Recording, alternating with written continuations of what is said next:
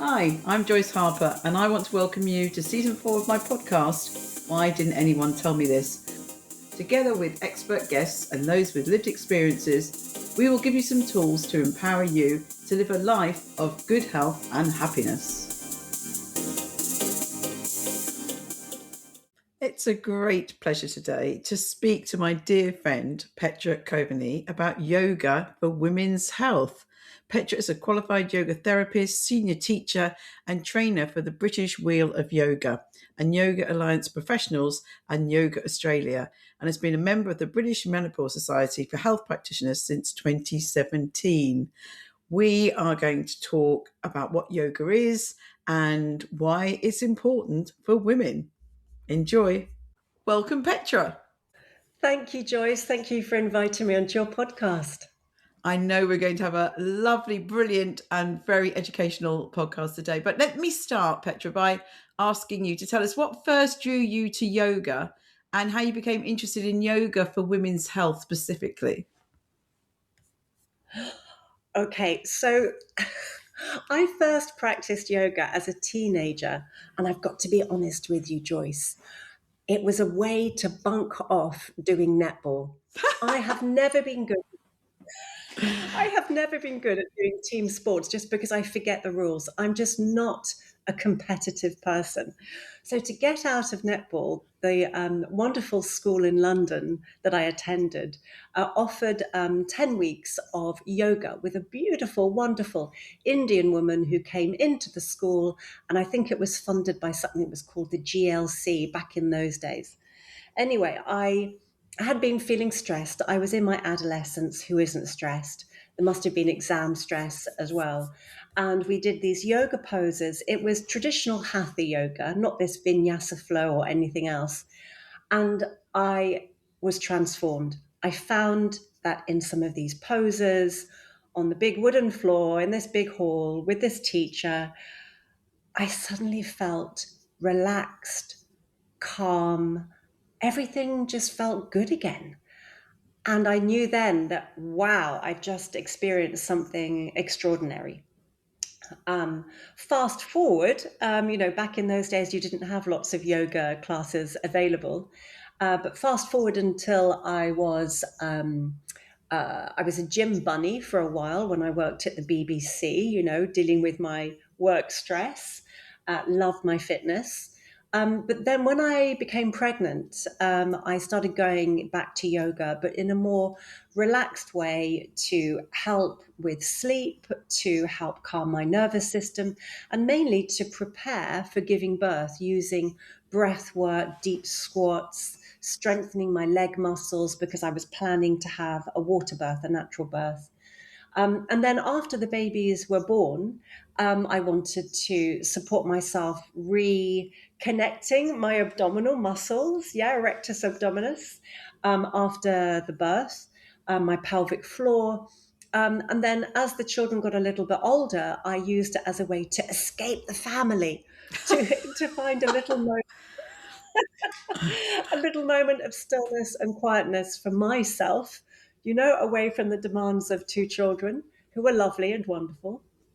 And then as I went through my perimenopause, before people knew what that actually was, I went into my perimenopause earlier than all of the people who were in my friendship circle, and didn't really know what was going on, but just felt bonkers, not sleeping, hot flushes, night sweats, exhaustion, fatigue, inflammation in my joints, changes in digestion. Oh my word, I seem to have it all at different stages. And so yoga helped me therapeutically through all of that, Joyce. And now I'm 10 years post-menopause, and I now use my yoga for strength, stability, balance, preparing for my next decade ahead of me. Hopefully, many more decades ahead of us. That's amazing that you were taught yoga at school. And it's made me remember when I first did yoga. So my mother I can just remember my mother always doing yoga. So she was actually brought up in India. So maybe that's where that came from. But I can remember now, I never saw anyone actually doing yoga or teaching classes. And I was the gym buddy. And I used to go to lots of aerobic classes. And I don't remember any yoga classes. But you've just reminded me the time I really took on yoga was pregnancy yoga. I used to drive 40 minutes into Cambridge. It was the only place that did it nearest. Now there's one in my town. But I absolutely loved that connection with, and I'm not a yoga person until then, that connection with other women who were going through the life stage I was going through with our indigestion and our piles and everything else we had when we were pregnant. And then I did baby yoga, baby massage when the children were born. And yeah, that having that yoga at specific life stages for sure, which we're going to delve into in a minute, is really important. But you also brought up already some of the different types of yoga. So tell us what actually is yoga, and can you tell us about some? I know there's many different types, but some of the main types that we might see certainly in the UK. Going back to the most traditional origins of yoga, it was just a spiritual practice. And the yoga poses or seated positions and cleansing techniques that the sadhus, the spiritual people, used were really just to prepare your body for meditation. And meditation being the gateway to a spiritual enlightenment. So that is the traditional origin. But as time progressed and we moved into the 1800s and then into the early 20th century, the practice became very influenced by Western techniques such as Pilates and gym instruction and calisthenics. Calisthenics, I can't remember how you pronounce it. And then, strangely, you're going to love this, Joyce. It was the British who brought yoga back into India, and it was a way of keeping people fit.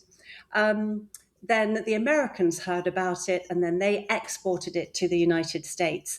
So when we talk about modern yoga, you have a version of that modern yoga in the UK, in Britain, which was more based on the kind of Hatha Iyengar versions of yoga from the British Empire, I'm afraid to say. And then you have the American versions, which were all about power and strength, vinyasa and acrobatics. And then that's obviously been imported again to us, to the UK, but also has now returned to India. So you have this wonderful kind of flow of the practice to and fro. And I think that if we think about why yoga has withstood the test of time, it's not just a fad like some of these different exercise classes or techniques. I think what it has, the roots of it is a spiritual practice, helping you to connect to yourself, to calm your nervous system, to give mental focus for mental well-being as well as physical well-being. I think that's why it has endured over the centuries. Yes, so it's definitely for me a mix between the mental health benefits and the physical health benefits. I know there's all the spiritual side as well. We can delve into a little bit about that. But this is the first podcast, Petra, that we're doing about mental health and ways we can help and support our mental health. And I'm feeling so strongly about this. The more I work, especially with women, we are leading these hugely busy and stressful lives, and our brains are just overloaded. And I'm seeing people just not relax and not reset their brains, and then they're wondering why they're anxious and they're angry and they're not sleeping and they've got low mood and they're stressed and their perimenopausal symptoms are all terrible. So let's first go into the mental health benefits of yoga. How does that help us? Well, everything is connected, Joyce. And so, just as the ancient sadhus knew, you need to, if you're feeling anxious or overwhelmed, your nervous system is heightened sensory awareness. It's up, it's into the cortisol, the fight and flight. And because of our modern lives, and we're juggling so much and we're connected to these and other digital devices, so we don't really switch off. So this is affecting, as you know, the whole of our life and our lifestyle, our sleep, our digestion, our energy, everything. So going back to that traditional approach, if you can very quickly, literally within 1 minute, use your breath, which was trained through what we call pranayama. The ancient yogis used pranayama to calm your nervous system by slowing down your breath. The wonderful thing is modern science has now proven if you have a long, slow exhalation, it helps to bring you down from that cortisol height, calming your nervous system. Um, and it's at its absolute basic level, yoga with its breath work, its mindfulness can help you to come down from that place of stress or heightened anxiety, bringing you back into a place of balance. Now, in yoga, what I should just mention for anyone who's interested in yoga, yoga is a limb, it's a strand of Ayurveda. Ayurveda is the traditional Indian healthcare system. And it includes, nutrition and herbal remedies, movement, meditation, etc. So yoga, as I said, is the physical movement of your body in stretches or poses to help you reduce where you are. So if you've got a heightened state in your nervous system, then it can help bring you back into balance. We call that sattva. And if you've got a very low or depressed or heavy energy in you, you can do different techniques that bring you up to balance. But it's always about finding that balance, that equilibrium, because as modern medicine and science know, that if we can have all of the systems in our body, mental health, nervous system, endocrine system, respiratory system, if they are at the imbalance, we are more likely to avoid dis-ease. So another way of saying yoga is helpful is it helps bring your body back to ease, to help avoid dis-ease, whether that dis-ease is mental health or physical health. Is that an okay answer? I hope it's not too long. No, that's beautiful. Disease. I've never broken the word disease up like that. That's genius, Petra. I love it. I love it. It's not me. I'm just quoting other great yogis and yoga teachers and the philosophy behind it. But it's true though, isn't it? When your body is in balance, all of the different systems, then your body is functioning at its optimum ability, using the least energy, the least effort to maintain good health. But dis-ease comes from those too high, too low in your energy, your nervous system, which then affects your mental health, your physical health. So the mental health and physical health are really manifestations of being out of balance, out of equilibrium. I also see a lot of people that go to my exercise classes. So we do a lot of jumping around and we do lots of weights, and we're always being told we've got to do the weights and we've got to do the cardio and all these things. And what I keep saying to everyone is you also need to do the stretching and the relaxing. And I'm seeing so much now about weights and cardio that I think we've forgotten to remind people that going to yoga or to something like, well, especially yoga, going to yoga is not just a relax. It's really important, as we've discussed for our mind, but let's also now discuss the physical benefits of what yoga Well, is doing to our yeah, body. can I mention something about that? Because you and I, we both love to feel strong. And, back in the day, I also went to the gym, so did you. And now I'm in 10 years post-menopause. I'm actually a qualified gym instructor and fitness instructor now, which is, I find hilarious at the age of almost 60. And I do have hand weights and I do teach hand weights in many of my classes for post-menopause strength and cardiovascular health. But what you can find is that people who are doing a lot of that physical strengthening work whether it's cardiovascular, muscle strength, etc., that this is actually increasing cortisol necessarily to get the adrenaline, the flow of blood through your body. But I can tell you, as a qualified instructor now, you also need to stretch the muscles after that exercise and bring that cortisol and adrenaline down. Otherwise, you're just going to stay tense, tight, lactic acid, etc., etc. So, yes, yoga has a role in exercise regimes as being stretching and relaxing after strenuous exercise.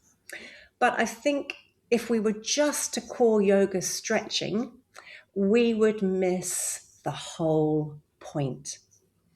And whether you're doing a gym workout or a physical yoga workout or running, whatever it might be that you're doing, or swimming, really that is moving your body to release that nervous tension you might have in order to bring you to stillness. And in that stillness, that ability to sit, to breathe, to focus mentally, mindfully, that is what is going to be transformative for you in your life as a life skill. And it's in those moments, I don't know whether you've experienced this in yoga, Joyce, but in those moments of stillness, there are moments of clarity. Things become clear, or what it is you need to give yourself. You go, yes, now I know. Or something that you've been stressed and anxious about, indecisive, I don't know what to do. Just naturally, without any effort, the answer has just come to me. So this is the early stage of that deep spiritual connection. And if you don't like the word spiritual, maybe just use the phrase tuning in to yourself or listening in to your own inner voice. Another way to describe that inner voice is all around us, we have the noise and distractions of the world around us. Our senses are constantly drawing in information from the outside world. And it can become so overwhelming that we can't hear our own voice, our own intuition. So when you can let that external noise stop, pause, then you can hear, you can tune in. Anyway, I hope that makes sense to some of your listeners. It makes total sense to me. And people don't believe me because I am super hyper, I'm running around all the time. And they say, what, you relax and you enjoy the meditation part? And I'm like, yeah, I enjoy the slowness, the stillness. I enjoy stretching my body and relaxing my mind. So I'm doing more and more yoga and yoga type classes now than I've ever done. And I absolutely feel, as you used the word earlier, it's balancing me. And I'm trying to convince my buddies who are just doing all the crazy things that they really, really need to do this. They so need to do this. So Petra, They let's so need to do sorry, carry they on. so need to do it as well, because if we exercise and just keep pushing and forcing, especially as women, then we are likely to do ourselves an injury because we're not tuning in and listening into what we need. And Joyce, I know that you have your specialism in the stages of women's health, and it cannot be ignored that we have menstrual cycles. I'm no longer in my menstrual cycle, but those of us who still are, the hormone fluctuations and changes are going to affect not just your energy levels, your sleep, your mood, whether you're bloated or having a bleed. But it's also going to affect the ability of your muscles to stretch, expand, inflammation or lack of inflammation.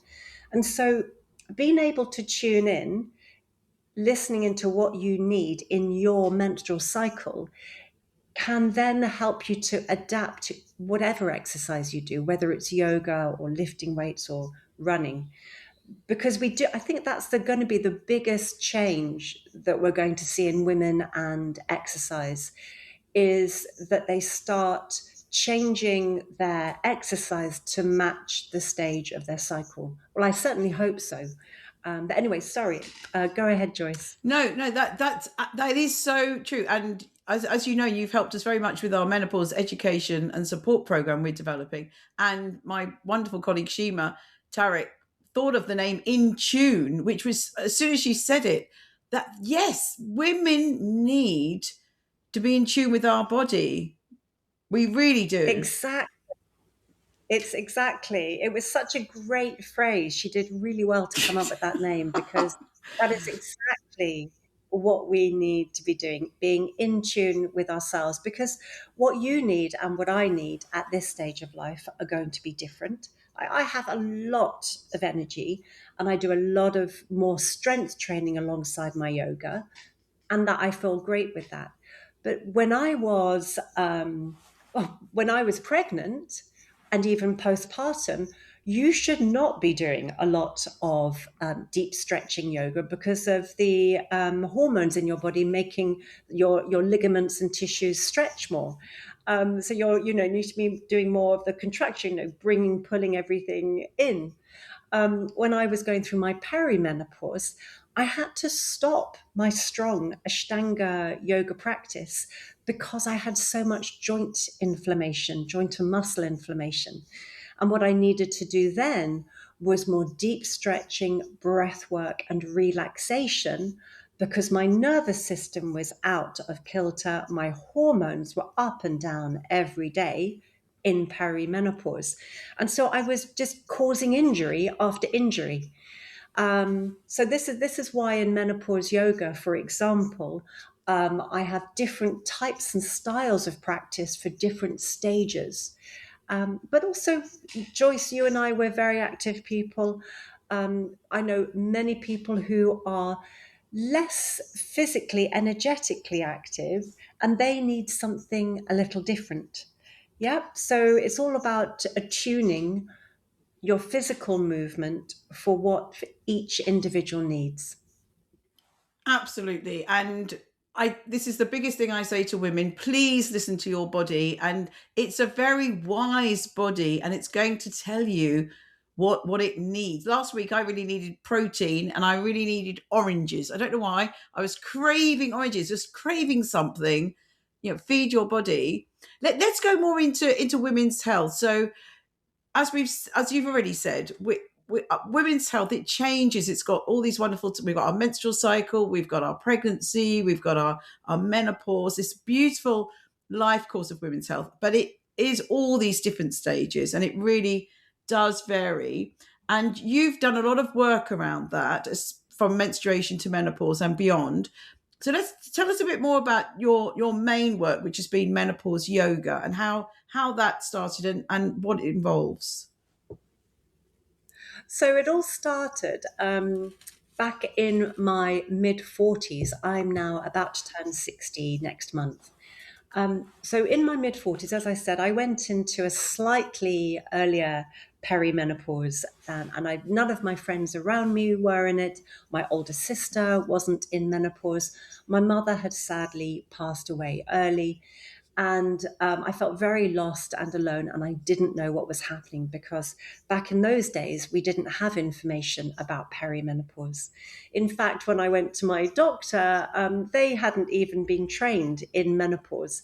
All they could do was do a blood test and say, are you in menopause or not?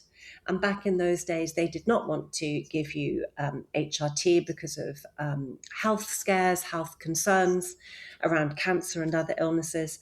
And so it was very much left on your own.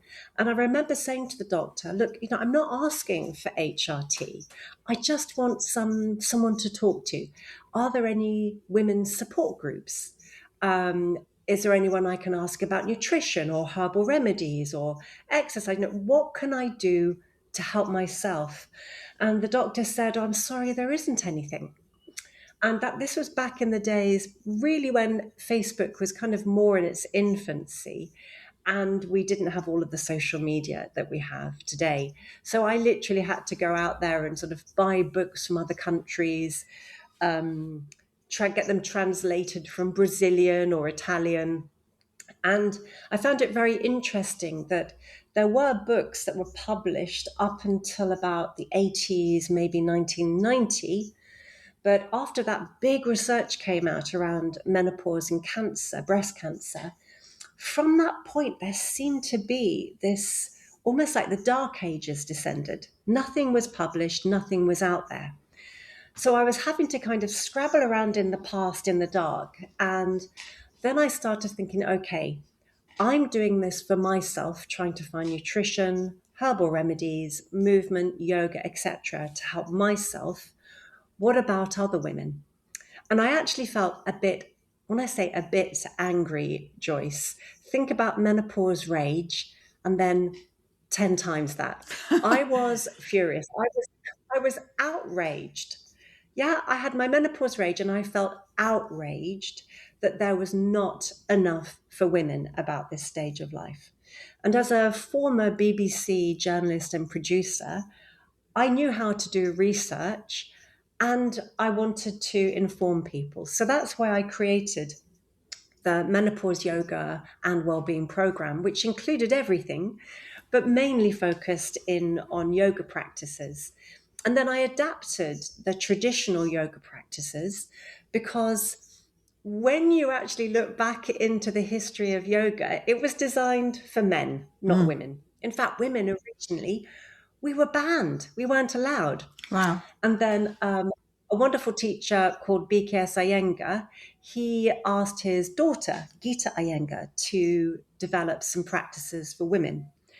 And that was wonderful that she did that in the 1980s. But many of the practices that she had in her book are just not accessible to the modern woman. You know, some really bizarre upside down poses, hanging off ropes and chairs and things like that. You know, doing a shoulder stand for half an hour. Like, that is not going to happen for us. So I then started adapting and modifying some of these older techniques. Then I tried and tested other techniques, got lots of feedback from women over several years, and that is what created menopause yoga. So it's based in Western medicine. So I bring in understanding of your hormones, medical doctors. So we've got that insight. I've got nutritionists, etc. But then it's these specially adapted yoga poses, adapted breath work for menopause, adapted meditations. And now this is really key, Joyce. Do you remember you mentioned being pregnant and postpartum? And you said you really enjoyed being in the circle, the other women, that sense of community. So that sense of community is essential in menopause yoga as well.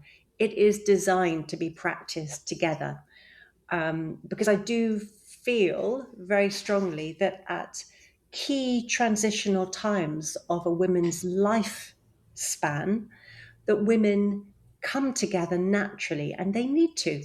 Whether it's teenagers hanging out on street corners or in their bedrooms, or pregnant women coming doing yoga or having cups of tea, or postpartum baby massage, perimenopause, postmenopause. I think we are drawn together to have that sense of connection to support each other. Do you agree?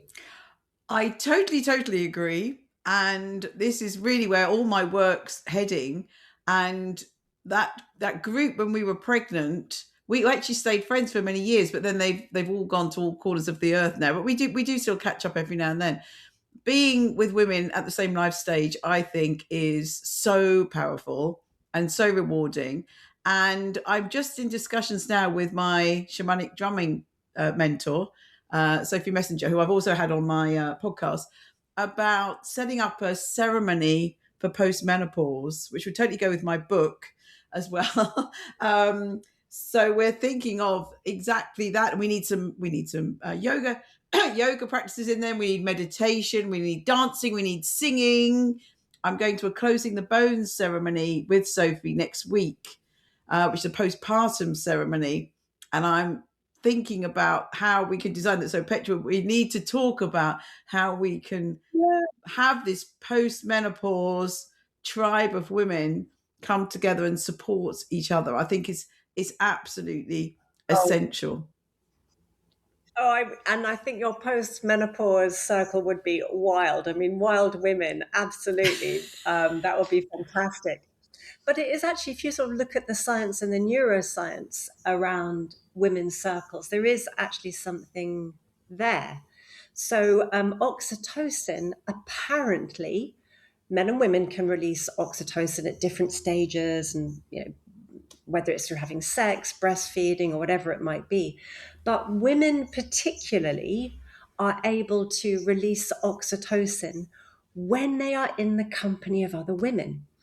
And what I find fascinating about this, Joyce, and I hope your listeners agree, is that when we're going through perimenopause and menopause, the decline in estrogen also affects your oxytocin levels.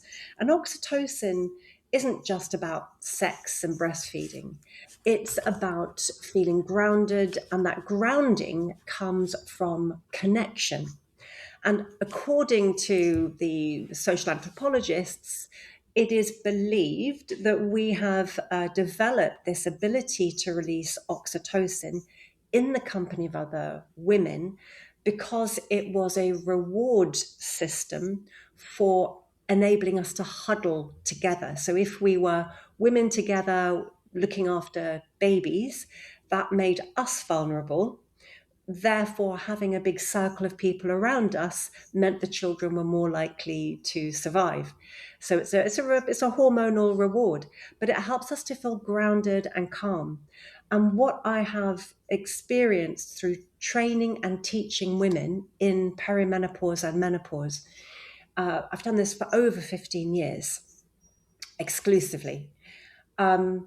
And what I see over and over again is this social withdrawal, women drawing in on themselves, losing their self confidence, withdrawing, feeling I've got nothing to say, nothing to share or contribute to.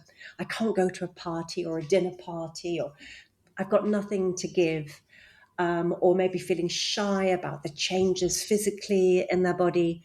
And I'd actually say, talking about mental health, Joyce, I also see women who express symptoms that could be viewed as early stages of paranoia, believing even that their friends, their family, their work colleagues are against them. And it is such a lonely place to be. These women don't want to be in that state. And so by having these women's circles, these coming together, I train women to run these circles, to host them in a way that is non-judgmental, is supportive, and feels as safe as possible, so that women can be there and talk and share without judgment. And I have literally had women coming to me afterwards saying, that is the first positive experience I've had of being in a women's social setting.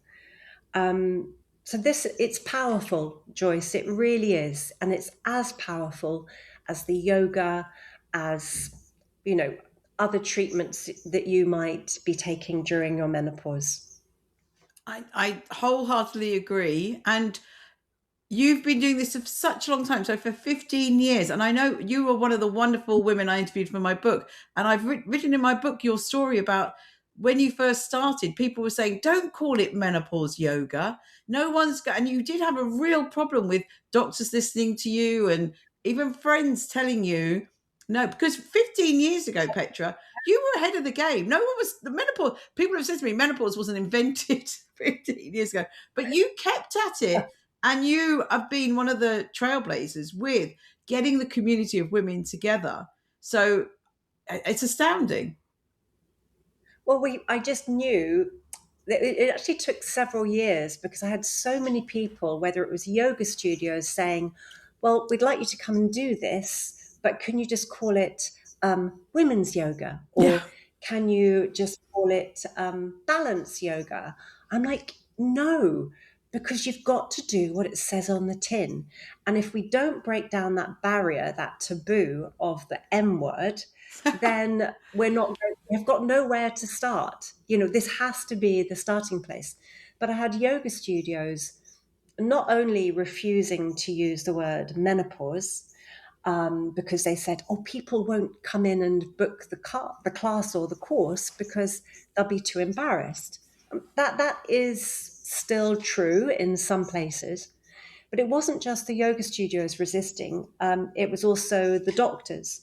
So back in those days, health practitioners were very mistrustful of yoga people, and yoga studios were mistrustful of the medical profession.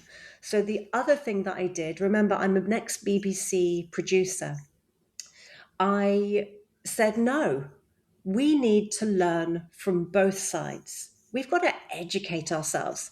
So I brought together the modern medicine and the ancient well-being yoga techniques together.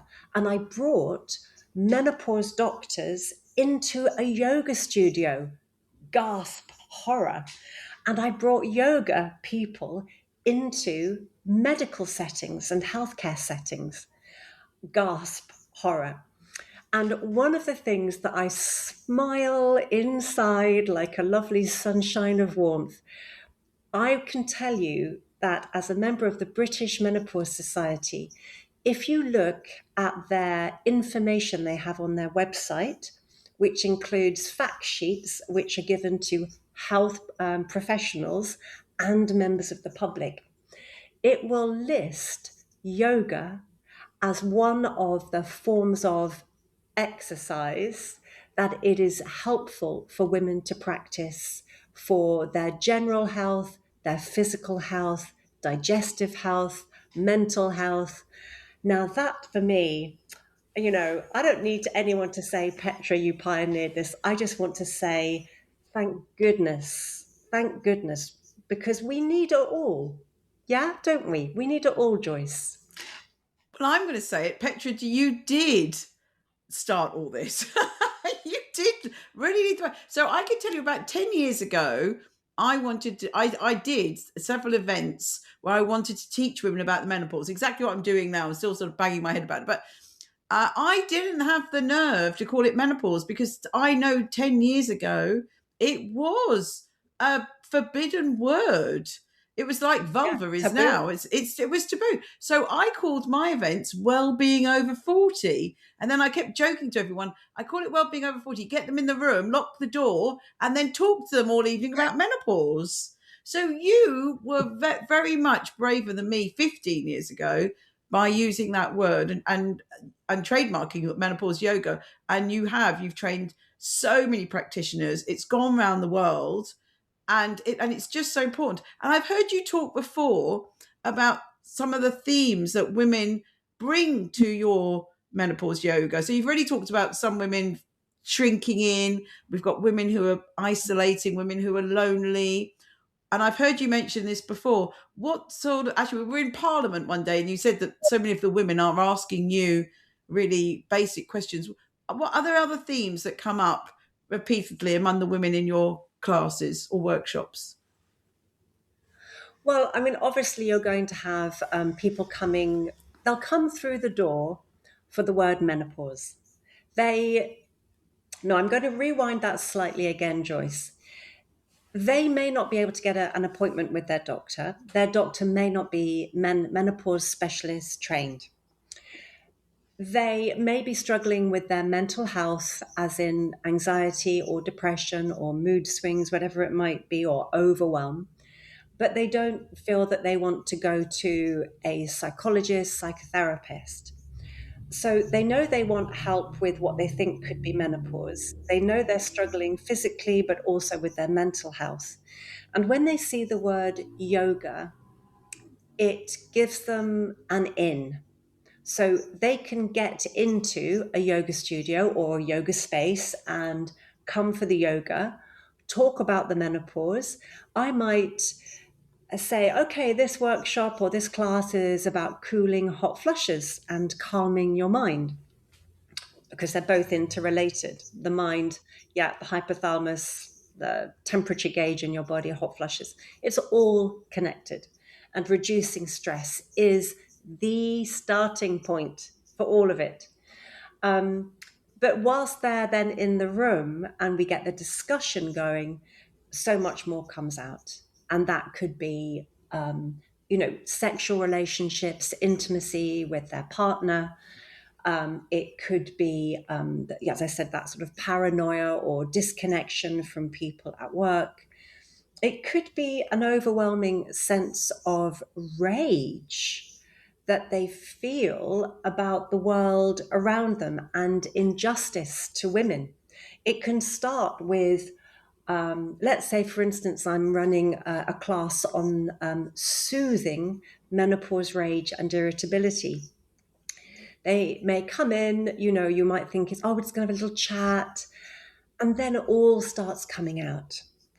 And it's interesting, isn't it? We, in Ayurveda and yoga philosophy, we talk about something called Maya. Maya is like this veil or illusion that we have that kind of glosses over everything, kind of covering your eyes so that you can walk around the world, operate in the world, function in the world, and live as harmoniously as possible.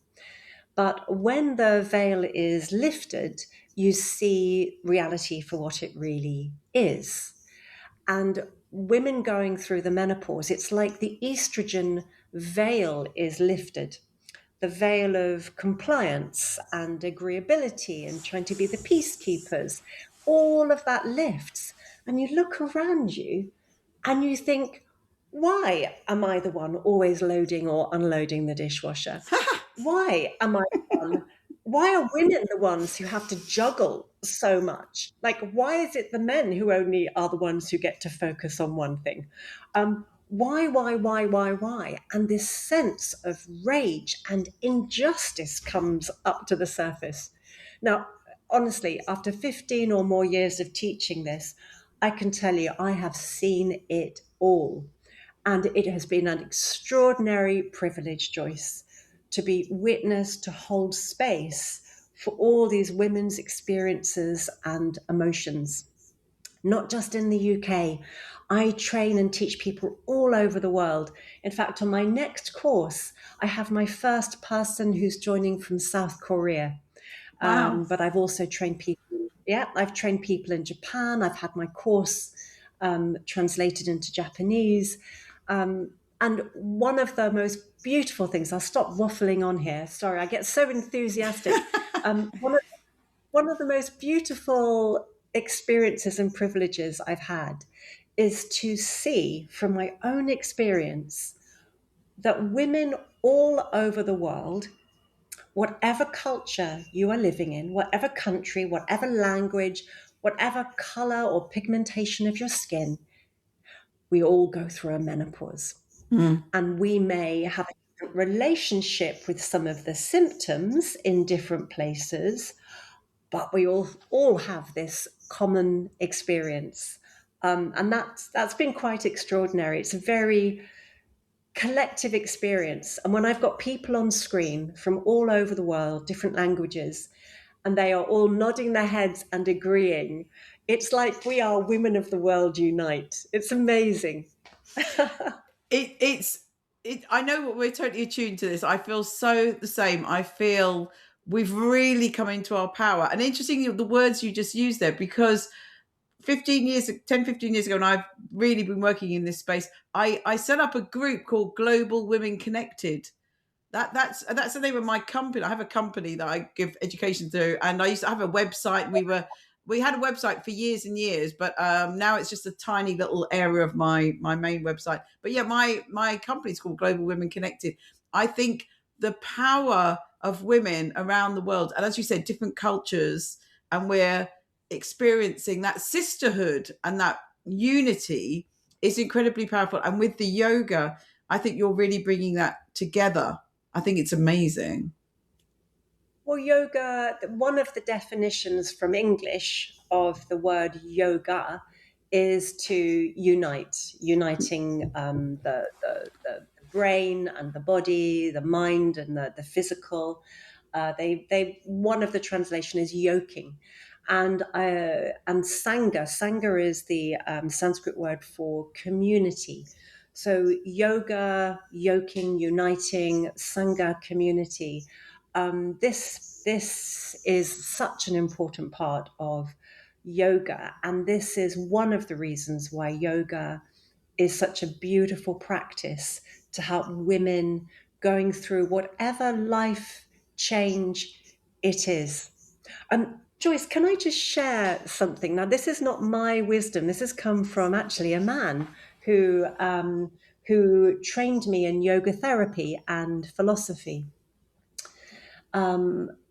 Actually, I'm going to name check him because I think we should always give credit to the people who share ideas. And his name is Colin Dinsmore, and he teaches yoga meditation as well. And he said, men are more linear, and men don't understand women because women are the embodiment of change. Yes. And I was like, what do you mean? And he said, well, women experience the cyclical change in their hormones every month, like the phases of the moon. Women change in not just in puberty, but potentially in pregnancy, again in postpartum, again in perimenopause, again in postmenopause. Whereas, yes, men experience puberty, but then it's pretty flat, on a long line until they get to a very gradual decline in their hormones in older age. And so he said, what that does is that your body, your hormones, your nervous system, everything is geared up for change. And that affects your mental capacity to change. And therefore, change for women is a physical and mental reality.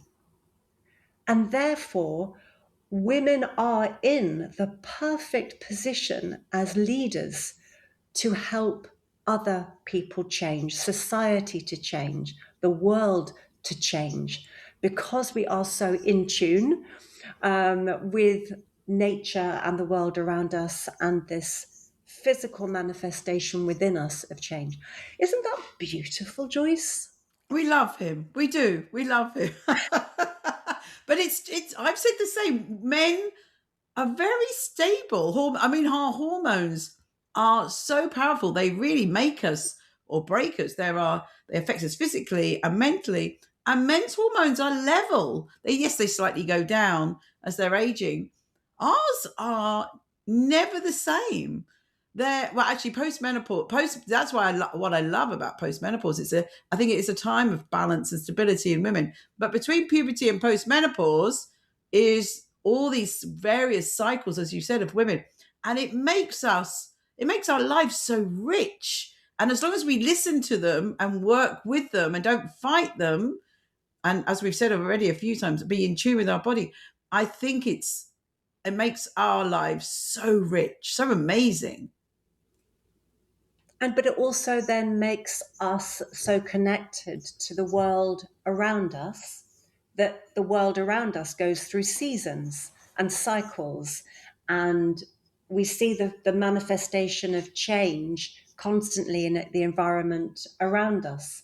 And so I think it gives us that connection with the world around us that I think does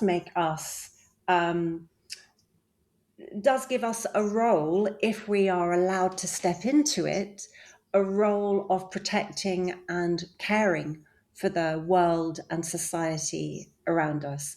I think the disharmony or dis-ease in our modern cultures and societies is that older women, post-menopause women, have not been given the right to step into the leadership roles that we hormonally, mentally, physically are actually designed for in order to support the human race and look after the environment around us. but maybe I'm stepping out of the boundaries of this podcast by No, talking about that. not at all. Petra, you and I and many other beautiful women, we're on it. We're giving women the power. We're giving women the permission to make postmenopause, as many of us have said, maybe the best time of our lives, for sure. For sure it is. Oh, for sure it is. Now, don't get me wrong. You come out of your post-menopause and initially you might feel great, or some people feel a bit wobbly on their feet. You know, it's not the same for everyone.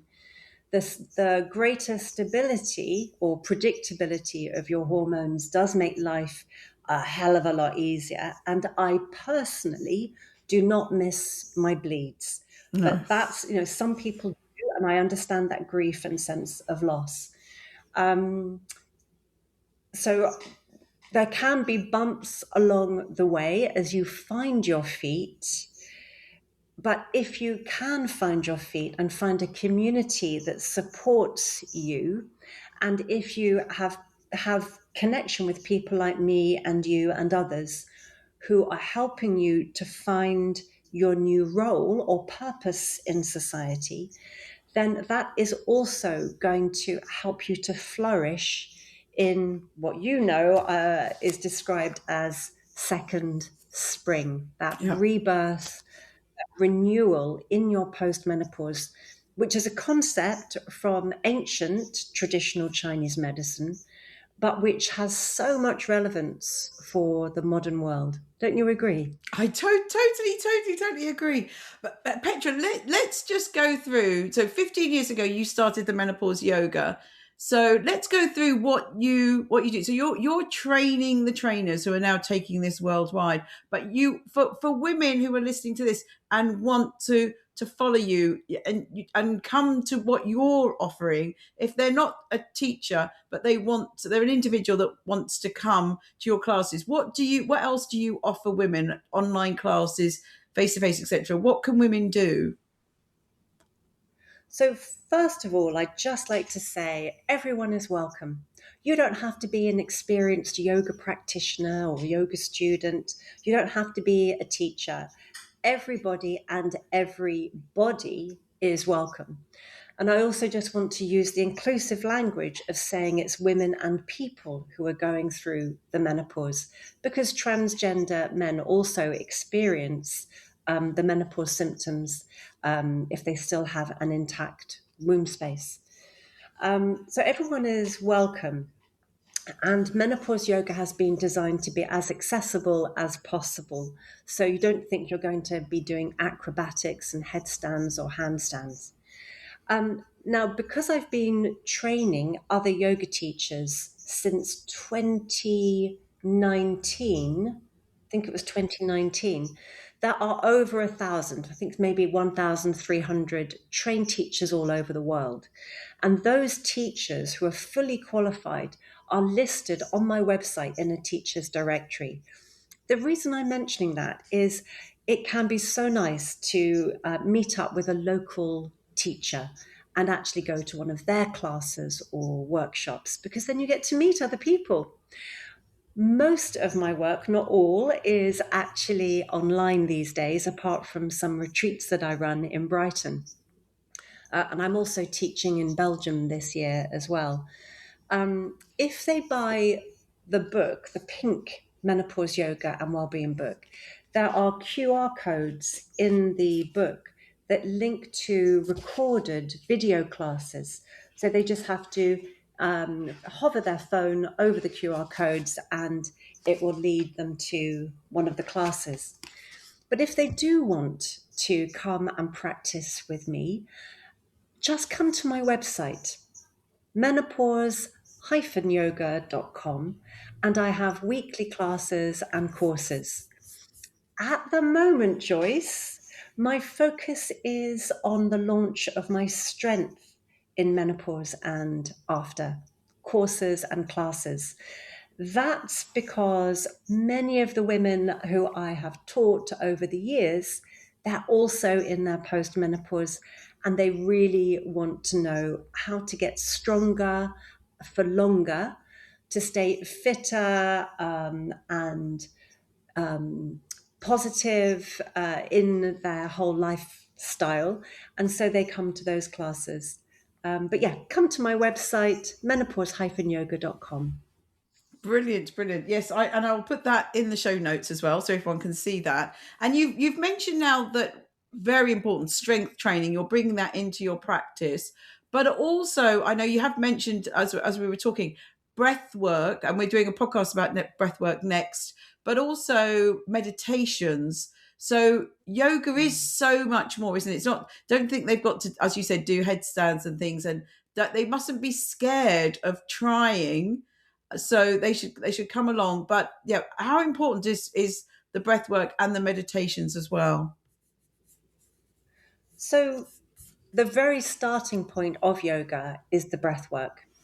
The breath work is the bridge that connects or unites the mind and the body.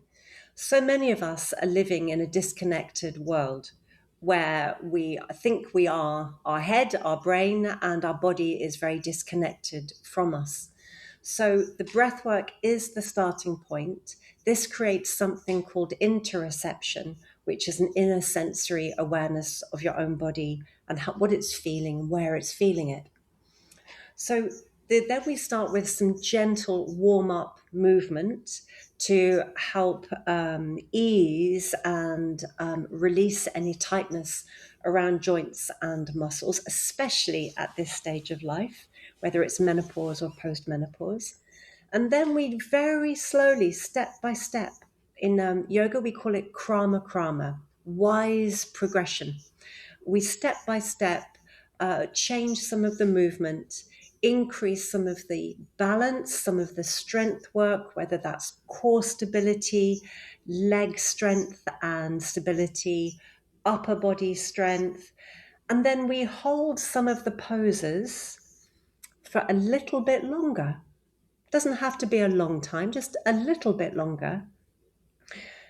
And in the physical balance and the breath work comes a sense of mental clarity. There is a stillness in some of the poses. Then we come back down onto the mat, we do some stretching, and we do something called restorative yoga. Restorative yoga is so valuable at all stages of perimenopause and menopause into postmenopause. In fact, restorative yoga is good for all hormone health because what it does is it brings you back into that balance, that sattva, that equilibrium. And in that place of equilibrium, you can experience profound relaxation, which then prepares you for the meditation. Your meditation may start with just being a few seconds of peace. It may be 3 minutes, 5 minutes of a sense of mental calm. Once you have experienced that feeling of peace for 1 second, 1 minute, whatever it might be, it changes everything because you become aware that within you, your inner core is stillness and peace. And all you need to do is peel away the distractions. Do you remember I started by talking about all the sensory overload, all the distractions around you? If you can then just practice tuning in, listening in, you know that that peacefulness, that stillness is always within you. You can always access it, even in the most troubled or stressful times. That's, in my opinion, amazing and life-changing. And I think non-negotiable. I think every woman, maybe every man as well, everyone should be doing yoga for all of the reasons you said. It's not simply holding some poses. It's the whole package. It's the whole deal. And I must say that for me, I must tell you that my favorite part of the class is the meditation. And I really get deep. A couple of times I've fallen asleep in like a couple of minutes. And what really amazes me is that occasionally, too often, some people leave the class just before the meditation. And I keep saying to the teacher, you need to lock the door. You need to, because they're the ones, what they can't stay for 5 minutes. I always think they're the ones that really need it. But as I've said, also my friends who are doing lots of all the energetic classes without that balance with yoga, I really, really feel passionately everyone should be doing yoga. Everyone at all stages of their life, they need to do it. I'm sure you agree. Absolutely agree, but also remembering that some of us do have a heightened sensory overload in our nervous system because of the modern world, and that we cannot just sit down and go, right, I'm going to meditate. You know, that's why we have this movement and this mind-body connection with the breath to help bring you to the place of stillness. That is the point, the purpose.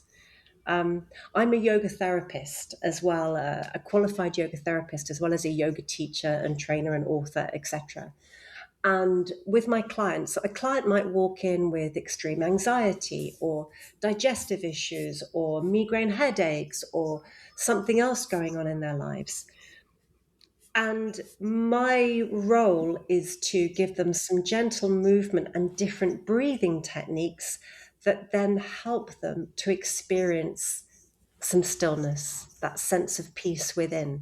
And as I said earlier, even if you only get a glimpse of that stillness, that's what changes, because it means that change itself is possible. Many people who are caught in what they feel are physical or mental health illness, they believe they are stuck, that change cannot happen, that they are always going to be stuck in this. And that's why I say yoga therapy is so valuable, because it gives them that insight that, something just changed in that moment. Therefore, change is possible. And then that sets them on to a course of wellness. Does that make a bit of sense? Oh, totally. To me, totally, totally. And that leads me nicely. We're almost at the end now, but I wanted to just say you were one of the amazing women, one of the first women I interviewed for my book.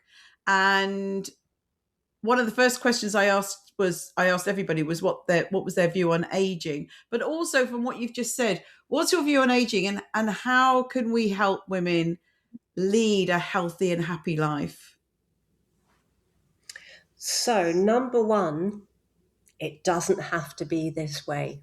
So when we think about the older woman, so I'm just about to turn 60, entering my sixth decade, and I'm very excited. Now, I could be very depressed about my aging skin, my wobbly, saggy bits, my graying hair, all of those things. But instead, I'm embracing this in a really liberated way, that I love my body. I'm grateful to this body.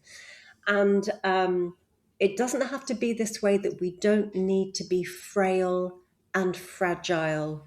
Frailty is actually like a medical term for the older person who, loses their posture through osteoporosis and has the sarcopenia, loss of muscle mass, and the lack of energy and depressive mood because of lack of purpose.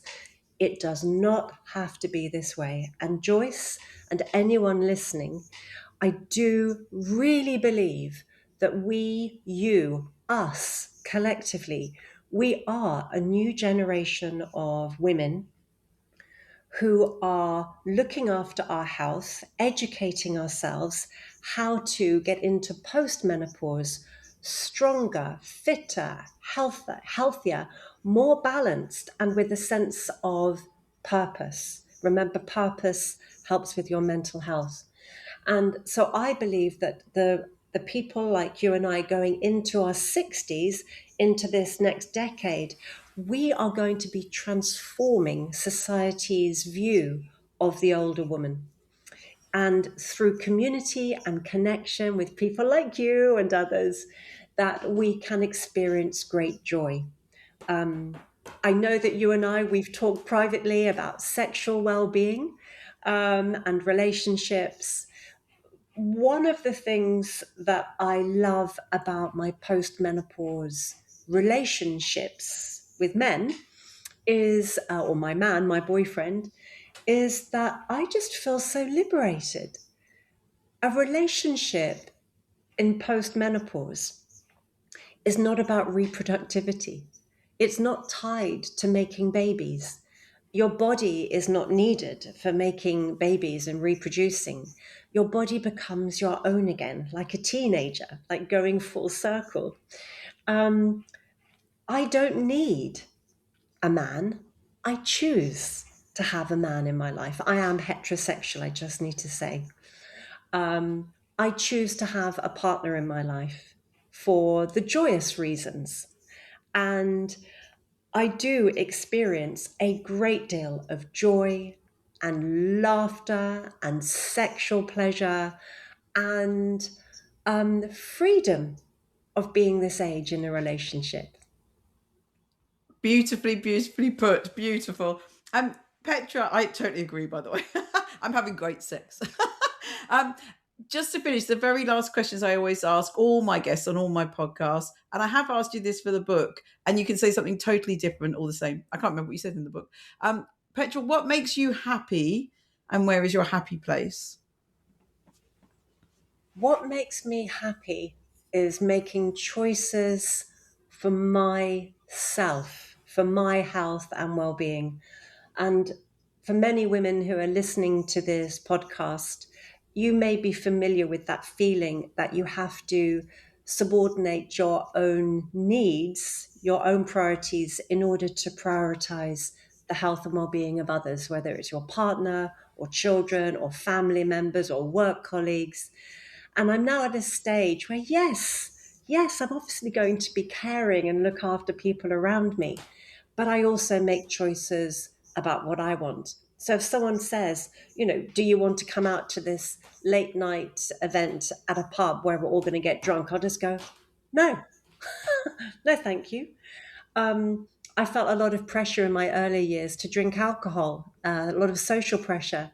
And now I just say, no, because it makes me feel depressed and anxious and tired and drained. And no, I'm not prepared to compromise my health.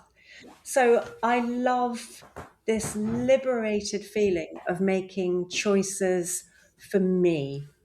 And as I'm preparing to step into my sixth decade, I am shifting into a new phase, Joyce, and I'd love to come back and tell you about it.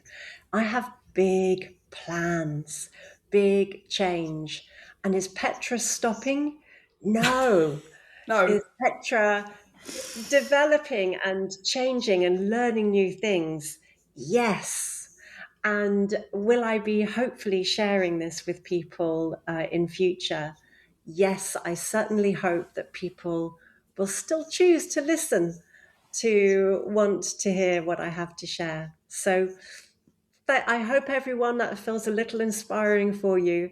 And one last thing I just wanted to say, Joyce, because I am listening to you. You have mentioned several times on this podcast with me about meditation. And so I listen, I'm always listening.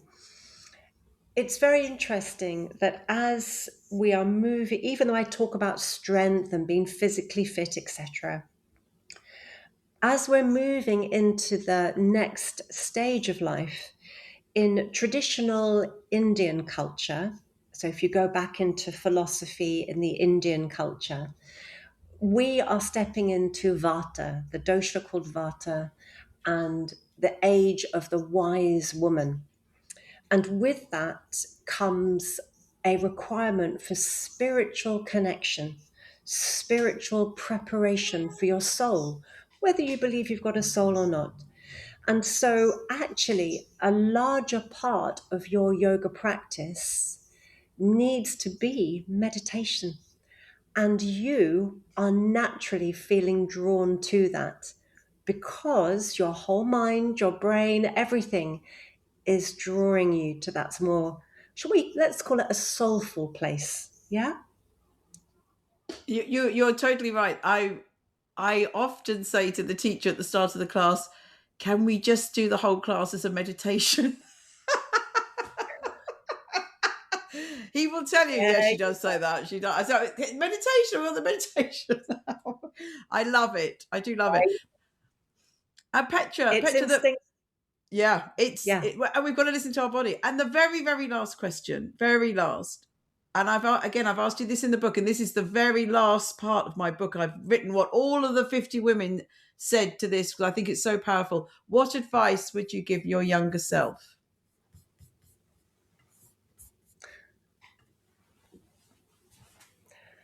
I know it's a cliche. It would simply be to trust that everything will be okay, to trust yourself and put yourself first more often. Beautiful. On that beautiful note, Petra, it's been an absolute pleasure. I can't wait to see you face to face very, very soon. You're off. You just told me before we started recording, you're off on some amazing adventures. So have a wonderful, wonderful time on your adventures. And I look forward to seeing you very soon. And thank you so much for a very beautiful, deep, learning, wonderful podcast. Thank you so much, Petra. Thank you for inviting me, Joyce. It's always such a pleasure, and I hope that anyone listening has gained something from this, or at least had a little chuckle.